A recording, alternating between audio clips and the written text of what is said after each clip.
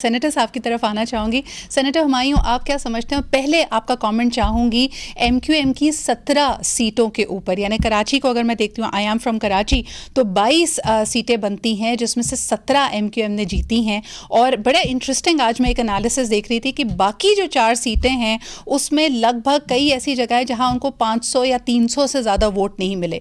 तो ये बड़ी एक एनॉमली हमारे सामने आ रही है। होता भी है, हो सकता है कि इनके मजबूत हल्के ना हो, लेकिन रऊफ भाई, बड़ा नाम, कई ऐसे नाम जो हम एक्सपेक्ट नहीं कर रहे थे कि इतने कम वोट उनको पड़ेंगे, ऐसा हुआ। सबसे पहले आप किस तरह देख रहे हैं एमक्यूएम और पीएमएलएन की मुलाकातों को and the possibility that they will join hands? बिस्मिल्लाहिर्रहमानिर्रहीम। देखिए, अगर हम किसी चीज़ के ऊपर कमेंट करते हैं तो हम देखते हैं कि मुख्तलिफ लोगों के क्या बयानात थे। जी, ठीक है। जैसे आपने कहा कि जब हमने ये देखा है कि उनके बाज़ हलकों में, अब ये याद रखिए, ये कराची वो है जहाँ से एमक्यूएम हमेशा मतलब 2.5 लाख वोट लेती थी।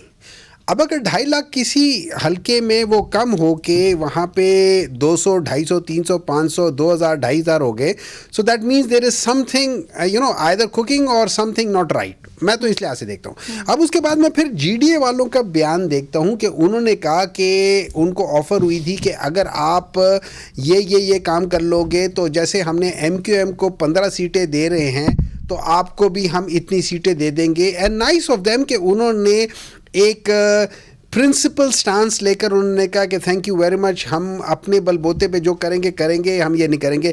तो और तहरीके इंसाफ का और जमाते इस्लामी का, और अगर आई एम श्योर इलेक्शंस में, sir sorry to interrupt you, बड़ा भारी मैंडेट पीटीआई को भी कराची से मिला था। यही उधर what happened to all the voters? वही हुआ ना, ये 17 सीटों में से 15 सीटें जो उनको दी गई हैं वो 15 सीटें जो हमारी निकाली गई हैं। अच्छा जी।